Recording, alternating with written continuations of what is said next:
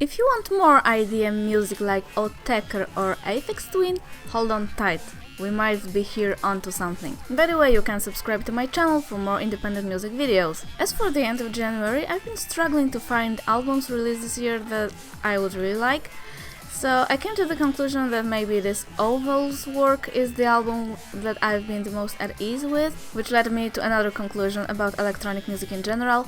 Not sure if you will agree with me or not. It's relatively hard to be really bad. At worst you will play it in the background, and people who do it are in most cases creative enough to either build the mood to set the floor high, or throw in a few goosebump moments that you will actually remember. Oval's album Scis has, in my eyes, floor high enough to go through the whole thing, and a few highlights that cut the edge for me because I like them a lot. Oval started at the beginning of the 90s as a group of German producers, but right now only Markus Popp is the one guy in this project, but either way we talk about a project that has been around for a very long time. Its heyday was in the 90s when they became famous for drawing with pens on the CDs to achieve some sort of rhythmic sound. I've heard an EP that came out last year where Markus showed some signs of life, so I've decided to give the full-length album a go.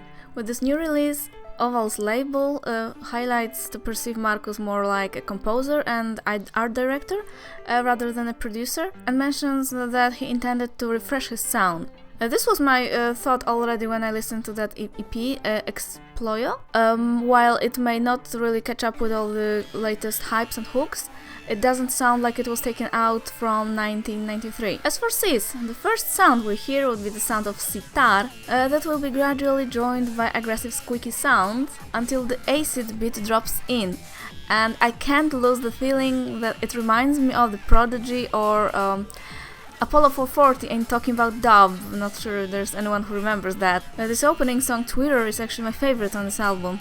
And I mentioned these 90s music acts, but right now I think we have some sort of 90s revival in electronic music, and these old techniques become fashionable again. Anyway, I think well-produced IDM or glitch never really became old because these new famous genres like the constructed club or post-industrial, however you call it, are in fact the new package for very similar aesthetics. In the next songs on Scis you hear and follow up the new layers that are emerging. One thing never goes on for too long, so it's not boring, but as usual, as every IDM, it requires some attention from the listener. My favorite moments are whenever a broken beat enters, because the whole thing suddenly becomes very danceable. Also one of my favorite moments is on the Fluoresco, which is the third song. Because the loopy sound creates some melody, but it's like very, very irregular until it repeats itself enough that you can hear some pattern. Pushhh is the song that could get this deconstructed club tag in the first half because it's pretty clubby and has vocals presented in a pretty modern way. Then the ending is breakbeat with the kick drums. Next three songs in my eyes are fillers or a moment of relief. They do have a tune, but pretty basic one, sound more like background music. If the whole album was like that, it would be pretty boring. Fortunately it's not.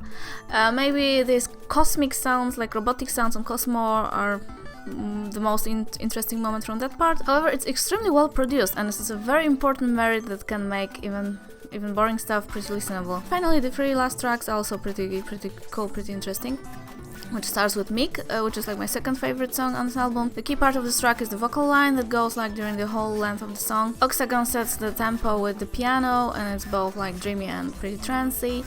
And the last track, it builds up, it's interesting, and I would like it to go for a little longer. Yeah, it caused me like I didn't want the album to finish, and instead of having this like intermediate tracks, I would build up more of this one.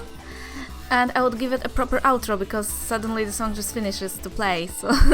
And Markus Popp said it was very important for him to pay attention to the detail, and some of the songs he composed even over the course of a few months. But I don't know, he kind of missed that ending. It's like he had a deadline or something. Actually, all the songs on this album have a very similar construction. First off, it starts silently, and then suddenly the aggressive beat kicks in, but they go different places. Overall, for intelligence dance music, I don't think my intelligence was insulted here, except for the few slightly cringe-worthy moments. But overall, I had a very good experience listening to this. I don't know how me growing up with the IDMs of the late 90s or beginning of 2000 affects my rating, perhaps a lot. but this is a very honest 7.5. I really enjoyed it, and I would like to hear more of stuff like that this year, and I'm looking forward to. I think my next video will be also about electronic music anyway, so I'll see you next time. Thanks for watching, and bye!